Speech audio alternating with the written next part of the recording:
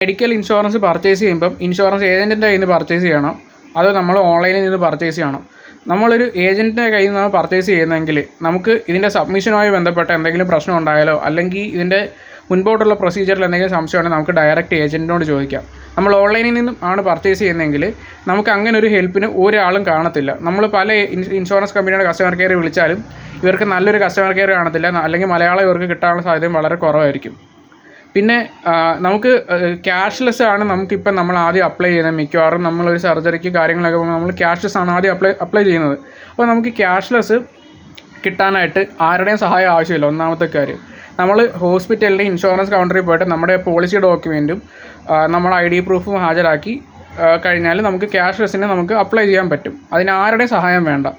പക്ഷേ നമുക്കൊരു ഏജൻറ്റിൻ്റെ സഹായം വേണ്ട വരുന്നത് ഇൻ കേസ് നമ്മുടെ ഈ ക്യാഷ്ലെസ് റിജക്റ്റായി നമ്മളൊരു റീഇംബേഴ്സ്മെൻറ്റിലോട്ടാണ് പോകുന്നതെങ്കിൽ ഇതെങ്ങനെ, എന്തൊക്കെ ഡോക്യുമെൻറ്റ് വേണം, ഇതെങ്ങനെ സബ്മിറ്റ് ചെയ്യണം എന്നൊക്കെ പറഞ്ഞുകയാണെങ്കിൽ ഒരു ഏജൻറ്റ് ഉണ്ടെങ്കിൽ കുറച്ചുകൂടെ എളുപ്പമായിരിക്കും, നമുക്കൊരു ഹെൽപ്പായിരിക്കും എന്ന് ഞാൻ പറയുന്നുള്ളൂ. കാര്യം ഇതിനകത്തിൽ നമ്മുടെ ഡിസ്ചാർജ് സമ്മറി വേണം, നമ്മുടെ ഹോസ്പിറ്റലിൻ്റെ ബില്ല് വേണം, നമ്മുടെ ക്യാൻസൽ ചെക്ക് വേണം, നമ്മുടെ ബാക്കി ഡീറ്റെയിൽസ് എല്ലാം വേണം. ഹോസ്പിറ്റലിൽ എന്തൊക്കെ ഡോക്യുമെൻറ്റ്സ് ഉണ്ടോ, നമ്മുടെ മെഡിക്കൽ റിപ്പോർട്ട്സ്, ലാബ് റിപ്പോർട്ട്സ്, ഇതെല്ലാം ഉൾപ്പെടെയാണ് നമ്മൾ ഓൺലൈനിൽ കൂടെ സബ്മിറ്റ് ചെയ്യുന്നത്. ഒരു ഏജൻറ്റ് ഉണ്ടെങ്കിൽ ഇത് കൃത്യമായിട്ട് എങ്ങനെ സബ്മിറ്റ് ചെയ്യണം കാര്യങ്ങളൊക്കെ ഒരു ഏജൻറ്റ് ഉണ്ടെങ്കിൽ പറഞ്ഞു തരും. നമ്മൾ ഓൺലൈനിൽ നിന്ന് എടുത്ത് ഇൻഷുറൻസ് ആണെങ്കിൽ നമുക്കിത് വ്യക്തമായിട്ട് പറഞ്ഞു തരാൻ ആരും കാണത്തില്ല. അതാണ് അതിൻ്റെ ഒരു പ്രോബ്ലം വരുന്നത്.